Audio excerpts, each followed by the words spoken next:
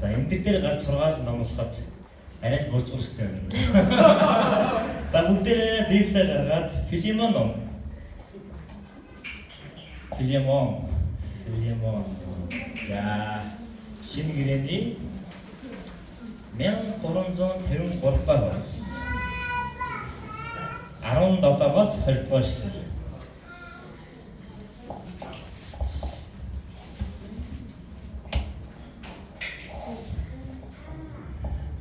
За өнгөрсөн 7 хоногт эхнэр битээр бас FCS гээд оюутан хөтөлбөрийнхаа сэргээш гэдэг нэг том конференцд оролцсон. Тэгээд тэрэн дээр сургаал зааж байгаа пасторт нэр тэтгэл загнуулсан тэг гэлээ. Энэ юу загнуулсан? Цаасан Библи мөн гэдэг загнуулсан аахгүй. Тэгээд за одоо бүгдээрээ Библийг гаргаад байсан чинь бүх оюутнууд сууж байгаа шүү дээ. Бүгд гаргацсан ингэж гаргаад ингэ. Чи нөгөө пастор загнаж байгаа байхгүй юу? Харагч одоо сэргээш гэдэг юм гоё юм ирчээд байгаа. Сэрэх гэдэг Библигүй яаж болдго юм бэ та нар гэдэг. Тэгээ загинжсэн. Тэр нь бас надад ч ихсэн амар хүндээр болсон. Тэгээ хэцүү болсон. Яг ч ер нь бол цуглаан дээрээ ч гэсэн ямар ч гэсэн цаасан Библитэй байх нэг чухал юм байна гэж би ер нь бодсон. За та бүхний амьдралд ингээд гэр бүлтэй усаад ингээд ихнэрийн дотор нөхөртөө маргааш номлох гэж байгаа орой яг ингээд байсан удаа байна. Тэг манай гэр бүлийн хувьд өчигдөр шиг тийм гэрлээ манай ихнэр маань өглөөний номлолтой цуглаан дээр номлох болсон. Би удаа 11 цагт дээр номлож байгаа. Тэнгүүд өчигдрийн хувьд болохоор одоо ингээд манай гэрт одоо ерөөсөө эндсний ном уншсан, тэнцний ном уншсан. Манай гэрийн одоо номын самбар байсан бүх одоо Библи судлал одоо тий одоо бүр нэг нүдээр хардаг байсан номод ч өчигдөр салж гарч штэ. Их гоё болт юм даа би нөгөө Библи ажил дээр мартчихж тэгсэн дундаа бүтээр чинь ганцхан Библитэй олчиж тэгээ нөгөө Библийг булаацтаа. Тэгээ цаасан Библийг хэрэгтэй байлаа. Ер нь Библи судлал хийгээвэл зайлшгүй цаасан Библийг чухал гэдэг юм байна. Хизээч утсан дээр Библи судалж болтгүй юм байлаа шүү. Тэгэхээр та бүхэн бас цаасан Библитэй судлаан дээр ярьж хичээж байгаарай. Та нар би өрөөл байна. Загнаагүй шүү би. За бүгдээрээ сургаалт ортгоо. За Филимон номны 17-оос 20 дугаар шүү. За энэ өг ном ганцхан бүлэгтэй байгаад байгаа. Тийм учраас нэг олон бүлэг гэлгүй 17-оос 20 дугаар шүү. За би эндээс уншаад өгье. Та бүхэн бүлгээ хараарай. Иймд чи намайг хамтрагч гэж тооцож байгаа бол намайг хүлээн авахын адил түүнийг ч хүлээн ав. Хэрв тэр чамд ямар нэг муу хийсэн бол эсвэл чамд өртөө бол үүнийг надтай тооцоорой. Паул би өөрийн гараар бичиж байна. Би түүнийг нь төлье. Өөрөө бас надад өртөө гэдгийг чинь чамд сануулгах хэрэггүй байхаа. Тийм ээ дүү минь. Эзэн дор тусыг чинь авъя. Христ дотор зүрхийг минь тэнхрүүлээ. За амен. За энэ ном маань Паулын бичсэн захидлууд дундаас хамгийн богинохон байдаг ганцхан бүлэгтэй. Ганцхан бүлэг дотроо 25 хон ишлэлтэй байгаад байдаг. Тэгээд энэ номны талаар нэг баг зэрэгэний ярих гэж бодож байна. Энэ номны маань ерөөсөө энэ ном болохоороо яг Паулыг одоо шоронд байх үед нь бичигдсэн ном байдаг. Тэгээд энэ номны нэр нь Филимон гэж байгаа. Тэгээд Филимон гэдэг нь болохоор тухайн үеийн Колосей хотын чуулганы одоо бас нэг нэр нөлөө бүхий том өдөртөгчдийн нэг нь байсан байгаа. Та их нэр үнэтэй мундаг итгэгч нь байсан. Тэгээд тухайн үеийн дээр Филимоны амьдарч байсан тэр Колосей хот болохоороо ер нь бол одоо худалдаа үйлдвэр аж ахуйгаараа маш мундаг хөгжсөн одоо худалдааны нэг тийм гол хот байсан. Өөрөөр хэлбэл их том хот байсан гэсэн үг. Тэгээд энэ яг энэ үед болохоор Филимон гэдэг энэ хүн нэлээд нэр нөлөө бүхий хүн байсан учраас доороо нэлээд хэдэн боолтой байсан байна. Тэгээд тэр боолынх нь нэг нь Онесим гэж нэг боол байсан. Тэгээд нөгөө боол маань нөгөө Филимон гэдэг нөгөө эднийхэн гэрээс тодорхой хэмжээний юм хулгайлж аваад тэгээд нөгөө мөнгө аваад зүхтаачдаг. Тэгээд зүхтаагаад дөрөвт нь өөр хонд очиод Ромд очиод тэгээд Ромд очиод нөгөө гарчин бас азгуураад Ромын цэргүүдэд баригдаад тэгээд шоронд орчдөг. Тэгээд шоронд орсны дараагаар нөгөө шоронд нь яг нөгөө Паул маань яг шоронд бас хүлээтэй байж таараад тэгээд Паулаас сайн мэдээ сонсоод энэ Филимон авралыг аваад жинхэнэ итгэгч хүн болсон байдаг. Тэгээд үүний дараагаар одоо нөгөө Филимон чинь боол штэ тэгээд боол хүн Онесим уучлаарай. Онесим маань боол хүн байсан. Тэгээд боол хүн ер нь тухайн одоо Ромын одоо хуулийг харах юм бол боол хүн бол хэрүү орох юм бол ер нь бол маш хүнд хатуу шийдлийг авдаг байсан байна. Хэрвээ боол хүн орох юм одоо боолуудад ингээд нэг юм пайз байдаг гэж тийм зүүрчиг пайз. Тэгээд тэрэн дээр нь болохоороо эзнийх нь нэр байдаг. Тэгээд энэ пайзыг заавал зүүх ёстой. А хэрвээ энэ боол зугцсан байх юм бол нөгөө пайзыг хараад энэ чинь энэ эзний боол байж тэгээд нөгөө боолыг нь бүр эзэн дээр нь аваачж өгдөг. Тэгээд нөгөө боол нь нөгөө эзэн нь нөгөө боолтойгоо маш хатуу чанга шийтгэлийн нэг хэлбэр нь юу гэсэн бэ гэхээр духан дээр нь одоо финисиум гэсэн юм одоо тухайн үеийн грек хэлээр боол гэсэн нэртэй тийм тэрний F үсгийг духан дээр нь одоо ингэж халуун хамгаар ингэж хамгаас дагдаг байсан. Тийм одоо хүнд хатуу тийм шийтгэлийн үе байдаг байсан. За тэгээд мэдээж зэрэг эзэн лимчэнд эзэн боолгоо бол яаж л одоо тэрийг шийтгэж болно гэсэн хууль бас яг тухайд үйлчилдэг байсан. Өөрөөр хэлбэл Онесим одоо боол байгаад буцаад энэ Филимон эзэндээ очих одоо ямар нэр дөрвөө болсон хэрэг төр очивол өөрийгөө маш хүнд шийтгэл авах гэдгээ мэддэг байсан. Харин энэ захидлыг болохоороос за та бүхэн Колосай номыг мэдэн тийм үү? Бас Паулийн бичсэн бас нэг гайхалтай зохиол одоо нэг захидал байж байдаг. Колосай номыг яг бичигдсэн яг тэр цаг үед энэ Филимон ном бас бичигдсэн байдаг. Колосай номыг хүргэж ирсэн яг тэр хоёр хүн бас энэ Филимон захидлыг бас хүргэж ирсэн байдаг. Колосай хотын Паул Колосай гэдэг захидлыг Колосайн чуулган зориулж бичсэн байдаг. Харин Колосай хотын тэнд амьдардаг Филимон гэж хүнд нь Филимон гэж энэ одоо захиаг бас бичсэн байгаад байдаг. Тэгэхээр та бүхэн Колосай хотын Колосай номны 4-р бүлэг дээр нэг тийм гоё ишлэлүүд та нар гоёж байх одоо нэг ишлэл байдаг. Тэр маань юу вэ гэхээр за би энэ захидлыг өөрийн хамтран зүтгэгч Тухик гэж хүн байдаг тийм үү? Тухикаар дамжуулан одоо өгүүлж байна. Тухикийг бас Онесимтэй хамт явуулваа гэж бичсэн байгаад. Өөрөөр хэлбэл яг тэнд нөгөө одоо энэ Колосай болон Филимон гэсэн хоёр захидлыг нөгөө Онесим Тухик хоёр чинь аваад Колосай руу явсан байх нь шүү дээ. Тэгээд Колосайгийн цуглаанд нөгөө Филимоны эзэнд өгсөн одоо энэ Филимон одоо ном бол одоо энэ одоо привет гэдэг чинь одоо хувийн шин чанартай захиа байсан байна. За үүний дараагаар нөгөө Паул маань Онесимыг ятгсан. За чи одоо нэгэнд итгэгч хүн болсон. Тийм учраас чи зөв амьдрах хэрэгтэй. Чи ингээд зүгтай байж болохгүй. Одоо харин эзэн дээр очоо гэдгийгсэн байдаг. Тэгээд эзэн дээрээ очихдоо Онесим мэдээж ганцаараа очоод эзэн нь магадгүй итгэхгүй шүү дээ, тийм учраас Онесимыг Паул Тухик гэж өөрийнхөө бас хамт нэг дагалдагчтай цуг илгээсэн байдаг. Тийм учраас одоо хэрэг чинь ингээд боолнд ганцаараа очих юм бол энэ захидал үнэн ч юм уу худлаач юм уу мэдэхгүй шүү дээ, тийм үү. За тэгээд бүгдээрээ өнөөдөр Филимон гэж ийм гайхалтай номноос бүгдээрээ өнөөдөр суралцсанаа. Тэгэхээр Филимон гэж номыг цуглаанд өгөөгүй учраас зүгээр нэг мундаг нэг их мэдтэй нэг хүнд өгсөн байдаг. Тэгээд нөгөө хүн нь аваад хадгалсан байдаг. Нэг гайхамшигтай Паулийн бичсэн бүх захидлууд дундаас гар бичмэлээр одоо хүртэл хадгалагдж байдаг захидал нь Филимон захидал байдаг. Энэ тэгэхээр Филимон гэж хүн бол энэ Паулийг үнэхээр их хүнддэг, үнэхээр их Бурхныг дагдаг хүн байсан угаас ойлгомжтой байдаг. За тэгээд нөгөө Филимон маань одоо манай Онесим маань Филимон дээр ирсэн тухай нэг юм гоё түүх байдаг. Тэгээд өнөөдөр би яг л энэ түүхээс бүгдээрээ суралцснаа. За юу ч гэсэн бүгдээрээ энд 3 чухал зүйлийг харнаа. Ер нь бол манай пастор ч гэсэн сургаал дээр 3 чухал зүйл гэж дандаа ярьдаг тийм. Тэгээд энэ 3 чухал зүйл нь юу байх вэ гэдэг маш их бодсон ерөөсөө. Тэгээд яаж одоо энийг 3 чухал зүйл байх вэ гэдэг. Тэгээд энэ дээр ч ерөөсөө 3 хүний талаар гарч байгаас Паул, Онесим, Филимон. За ер нь Паул шиг байж байгаа, Онесим шиг байж байгаа, Филимон шиг байцгаа гэхүү гэж бодсон. Гэтэ энэ бас арай тохиромжтой санагдсан. Тэгээд би танарт 3 чухал зүйлийн талаар ярмаар байна. Нэгт нь найз байя. Найз бай. Хин нэгний найз бай. Тэгэхээр та бүхэн энэ номыг унших юм бол энэ номноос Паул Филимоноос нэг чухал зүйлийг гуйсан байна. Би чиний боолыг чинь буцаагаад явууллаа. Харин чи түүнийг уучлаарай. Одоо энэ цаг яг миний уншсан ишлэлийг 18 дугаар ишлэлээр бүр ингэж хэлсэн байна. За энэ арай биш ишлэл байна. Ямар ч гэсэн тэрийг ямар ч гэсэн найз минь ээ.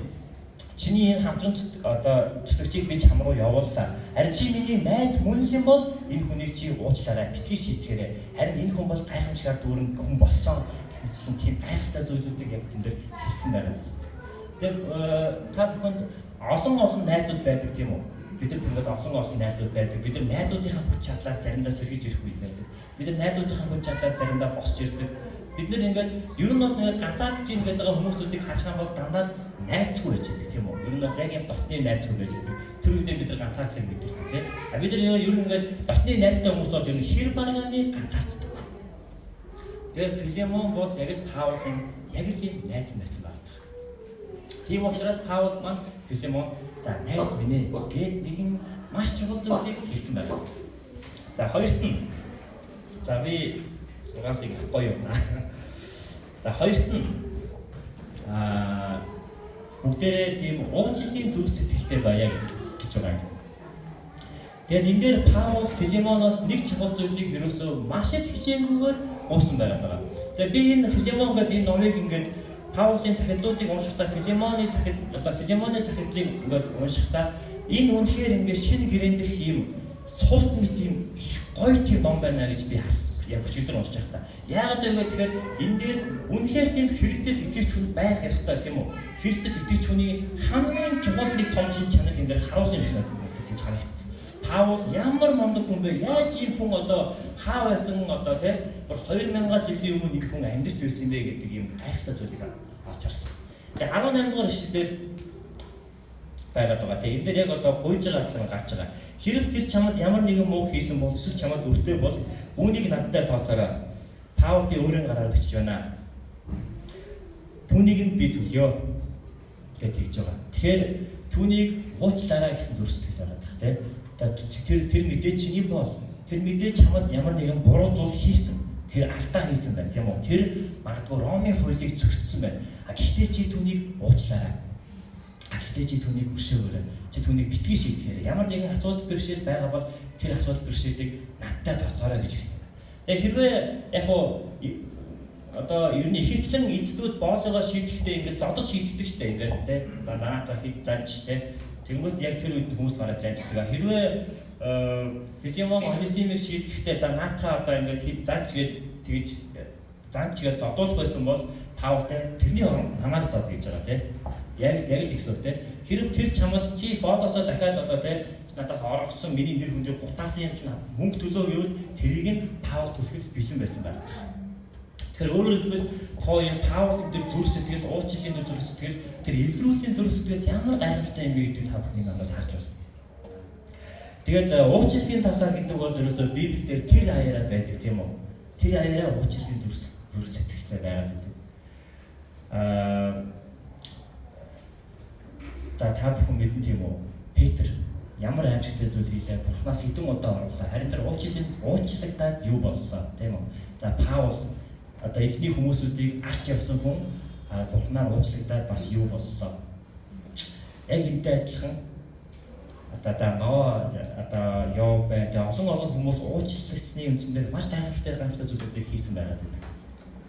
За 3 дахь зүйлийг би хараад энэ зүйлийг за миний сургаалаас энийг л хүмүүсүүд битгий мартаарай гэж би маш их бодсон. Миний одоо хэлж байгаа зүйл бусдад ирээдүйг бэлгэлж байя гэж. Амен. Тэгэхээр энэ дээр яг юу болсон бэ гэхээр энэ Библиэлд болохоор нөгөө Онисим Филемон гэдэг эзэн дээрээ очиод тэгээд дараад нь юу болсон бэ гэдэг талын зүйл ерөөсөө огт байдаггүй Библиэлд. Тэгээ Онисим яасан ийсэн ерөөсөө юу ч байдаггүй. Тэгэхээр энэ дээр Паул захиандаа маш их чухал зүйлийг хэлсэн байдаг. 11 дэх эшлэлээр бүгдээрээ харцгаая. Тэр чамд урд нь ашиггүй байсан бол за тэр гэдэг нь мэдээж Онисимыг хэлж байна. Харин одоо чамд ч надад ч чухамдаа ашигтай гэж хэлсэн байдаг. Тэгэхээр Онисим гэдэг үг нь грек хэлэндээ болохоор ашигтай гэсэн тэмдэг нэр юм байна. Ашигтай гэсэн утгатай үг юм байна. Одоо хэрэгцээтэй тийм маш хэрэгцээтэй. Тэгээд би энийг бодсон юм ба. Энэ та нарт нэг юм санагдахгүй байна. Яагаад одоо боол юм байж боол байсан тийм үү? Тэр чинь мэдээж эзэндээ маш хэрэгтэй л байгаа шүү дээ. Ер нь том хүмүүсүүд ч өөрсдөө их дандаа боолоор юм хэлдэг. Гэтэл нөгөө боолноо Паул гэж хэлж шүү дээ. Энэ чамд урд нь ашиггүй байсан гэж хэлж байна. Ашиггүй байсан. Харин одоо чамд тэр надад тэр ашигтай гэж хэлж байгаа. Тэгээ энийг би хараад маш гайхаж байгаа. Яагаад Паул гэж энэ мундаг хүнийг ашиггүй байсан гэж одоо болохоор нь ашигтай болсон бэ гэж хэлж байгаа. Тэр мэдээж та нар үүнийг мэдж байгаа. Энэ Онисим бол ерөөсөө Бурхантай уулзсан мэдээж хэрэг тухайн үед аврагдчихж байгаа. Гэхдээ нэг чухал зүйл нь тэр одоо өөрийнхөө эзэнд уучлагдах байсан. Өөрийнхөө эзэнд л уучлагдах байсан тийм үү? Тийм учраас тэр одоо чамд хэрэгцээтэй хүн болсон. Тэр одоо ч чамд одоо үр ашигаа өгнө.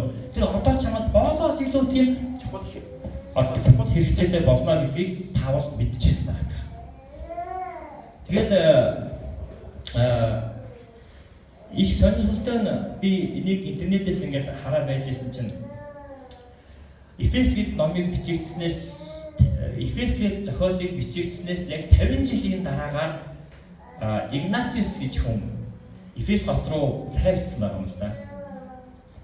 Тэгээд нөгөө захиа бичихтэй захиагаа их гоё хийсэн байгаа. Тэр юу гэж бичсэн бэ гэхээр Эфес хотын чуулганы удирдагч одоо бишоп гэж бичсэн ба. Бишоп гэдэг чинь одоо олон чуулгануудыг удирддаг одоо тийм удирдагч гэсэн үг байхгүй юу? Тэгээд бишоп Онесимд хаяглаа гэж хэлээд бичсэн байна. Тэгээд тэрийг би харахтаа өндөр гайхсан. Яагаад вэ? Боол байсан хүн одоо яг тэр цаг мөчид тэр боол байсан хүн маань одоо бишоп буюу удирдагч болсон байна. Тэгээд үүнийг би харахтаа энэ яагаад ийм болж байгаа юм бэ гэж маш их бодсон. Тэгэхэд энэ Онесим Филимон дээр очиад юу болсон нь угаасаа ингээ ойлгомжтой болж байгаа тийм үү? Онесим маань яасан байх вэ? Уучлсан байх. Тийм үү? Тэгээд тэр хүнийг өстой жинхэнэ хэрэгцээтэй хүн байна гэж хэлээд түүнийг одоо өөрийнхөө талд ажиллуулсан байна. Тэгээд би өөр инженер хүн учраас одоо дэлхийн мундаг инженерүүдийн талаар маш их уншдаг. Тэгээд та бүхэн нэг инженерийг мэдэх байх нөгөө гэрлийн шийдвэр зохион бүтээсэн Эдисон гэж хүн байдаг тийм. Тэгээд нөгөө Эдисон маань нэг жижигхэн түүхийг бичсэн байдаг. Тэгээд тэр юу болсон бэ гэхээр өөрөө ингээд нэг гэрлийн одоо ингээд юм шил ингээд юм том юм лампны гадны шил байж тээ. Тэрийг ингээд хийхин тулд маш хэцүү юм л дээ. Тэгээд тэрийг ингээд арай гэж нэг хийчээд за тэгээд тэрийг энийг тийшээгаа ингээд зөөчхөө гэдэг нэг тухайн үеийн нэг жоохон хүүд өгсөн юм байна. Энийг тийш ингээд зөөчих гэдэг нь хоёр давхар руу гарах хэрэгтэй. Тэгээд нөгөө хүүд маань нөгөө шилийг ингээд нөгөө лампыг ингээд дэшээ ингээд өргөөд тэгээд ингээд шатаар ингээд дэшээ ингээд гарч явахдаа яг дөрөв дэх шатн дээрээ ирээд тэгээд тэр ингээд нөгөөт нь ингээд унаад харалцчихлээ. Тэгээд нөгөө мэдээж хэрэг тэгээд Эдисон ч уурлаа шүү дээ. Тэгээд уурж яснаа за окей тэр яг асуудал өнгөтэй дахиад өөрөө бүр 24 цагийн турш ерөөсөө нэг ч удаа боцолгүй нөгөө шилээ дахиад хийсэн байдаг. Тэгээд дахиж хийгээд дахиад нөгөө хүүгээ дуудаад за одоо энийг дээш нь гаргаад тавиа гэсэн байдаг. Тэгээд та бүхэн одоо дэлхийд даатгатай General Electric гэдэг компаниг мэдэх үү? Тэгээд түүний тэр хоёр дахь удаага найцсан тэр хүүхэд нь болохоор тэр бяцхан хүүхэд болохоор General Electric гэж компаниг үүсгэх байгуулсан байдаг. Тэр маш агуу. Тэгэхээр та бидний уучлсан, та бидний өшөөсөн, та бидний итгэл найдвар өгсөн хүн, та бидний ирээдүйг илэрсэн хүмүүс ямар гайхамшигтай хүн болж байгаа гэдгийг энэ номдэр гарсан байна. Тэгээд Филимон номыг би ингээд уншиж байхдаа нэр ямар мундаг юм бэ? Одоо олон хүмүүсүүд Паулийн захидлуудыг уншихдаа Ром номын талаар маш их ярьдаг тийм үү? За заримдаа Еврей номын талаар маш их ярьдаг. Итгэлийн агуу ном, Ром ном бол одоо ерөөсө Паулийн огт болсон зохиол юм аа гэж юу ярьсан байдаг. Тэгээд миний бодлоор Филимон ном болтой жинхэнэ Паулийн огт болсон зохиол байдаг. Жинхэнэ Паулийн тухайн үеийн тэр үжил баримтлал тухайн үеийн тэр байдал 2000 жилийн өмнө байсан тэр үед бол хүн болгон зурдах юм бол тэрийг маш хэцүүгээр одоо дарамтдаг байсан бол анх удаага тэр Паул бол одоо чи боолоо уучлаа гэж тийм. За боолтой ямар нэгэн асуудал хэрэг тооцох гэдэг бол түүнийг надтай тооцоо гэж ярьсан байгаа гэдэг. Тэгээ би түрүү ярьсан Паул өмнө нь гим уруутан байхад нь бурхан тэрийг уучлаад харин тэрийг юу болголоо? Бүхэмдсний аврах сайн мэдээд харагч болгосон байдаг. Петрийг яалаа бурхнаас 3 удаа уурсан байхад нь Есүс дахиж уучлаад түүнийг босож ирэхэд нь Иерусалимийн маш том цуглааны одоо пастор болгосон байж байдаг. Та нар Йонаг мэдэн тийм үү? Йона олон удаа бурхнаас зогтсон байдаг. Тэгсэн ч гэсэн бурхан тэрийг уучлаад дахиад Ниневе рүү явуулдаг. Түүний дараагаар Ниневе гэмээр тэр том хот аврагддаг байна. Тэгэхээр та бүхэнд би одоо уриалмаар байна. Бүгдээрээ бусдыг уучлаач. Бүгдээр бусдад итгэл найдвар өгөөч. За яг л одоо би өмнө бол хамгийн анх нэг за Паул шиг байя гэж ярихдаа Паул шиг бусдыг эвлэрүүлэгч байя гэж нэг юм ярих гэсэн. Тэгээд Паул шиг бусдыг эвлэрүүлэгч байх одоо байя. Хоёр хүн хооронд нь хэрэлдэж яхад нь эвлэрүүлээ. Тэ хин нэг хүн ингээ гүгээд ирэхдээ би тэрнтэй хэрэгцлээ гэж гүгээд ирэхдээ тэр хүнийг тэ за одоо ийм учиртай мачи очоод эвдэрх хэрэгтэй гэж хэлдэг тэр эвдрүүлэгч нь бай. Тэ энэ хоёрын хооронд оролцож яаж ингэж бодох юм бол амиа хичээсэн бодол юм байна. Тэгээ яг л бас Онисим шиг байя. Онисимыг би одоо маш их гайхсан. Одоо яагаад Онисим ингээд боол юм байж яагаад ингээд юун дээр очиж одоо Филимон дээр очиж байгаа юм болоо гэдэг тухай би маш их бодсон. Яагаад очиж байгаа юм болоо тэр зүг амьдрахыг хүссэн. Тийм үү? Тэгээ бид нар заримдаа олон хүнтэй ингээд уурлчаад хаяа явчихдаг тийм. Олон хүн дээр уурлчаад скол заримдаа цухтаа авчдаг. Скол заримдаа худлаа алуулчихдаг. Тэгээд өнгөрсөн 7 хоногт би бас нэг хоёр оюутантай бантон хичээл үзэхэд араас нь нилээгүү гэдгийг ерөөсөө бараагүй. Тэгээд нөгөө оюутан чинь ингээд улаан цай намайг оюутан байгаагүй юм шиг жаа худлаа яриад байсан аахгүй. Тэгээд би тэгээ нэг мэдээд байгаа. Тэгээд тэгсэн ч гэсэн надад ингээд яг тийм одоо би ч гэсэн яг бас яг анх ингээд дөнгөж цуглаанд явж байхдаа бас яг ингээд явж ирсэн юм байна. Гэж аюух бодогцтой Онисим шиг байя тий. Бүгдээрээ тэгж одоо тэрсэлсэн, ууралсан, зурцсан буруу зүйлийг хийсэн тэр хүмүүсүүд дээр зөв зүйлийг зөв одоо харилцаагаа зөв байлгахын тулд мөн өөрийнхөө ирээдүйг зөв байлгахын тулд яг л Онисимтай адилхан байг. За гуравдугаар бүгдээрээ яг Филимонтай адилхан байг тийм үү? Филимон уучлаад тэр хүнийг бүхэл бүтэн Эфес хотын удирдагч болгоход маш өндөр хүн нэмээр оруулсан байгаа. Энэ чинь одоо боолхон хизээч эзнээсээ мундаг байх гэсэн үг шүү дээ. Түүний дараагаар Филимон ингэж олон цуглаануудын бишоп болсон болохоор түүх байдаггүй харин Онисим их байгаад байдаг. Тэр бүгдээрээ яг л ингэж амьдрыг яг л ийм гайхамшигтай амьдралаар амьдарцгаая гэж таныг уриалмаар байна. За баярлалаа.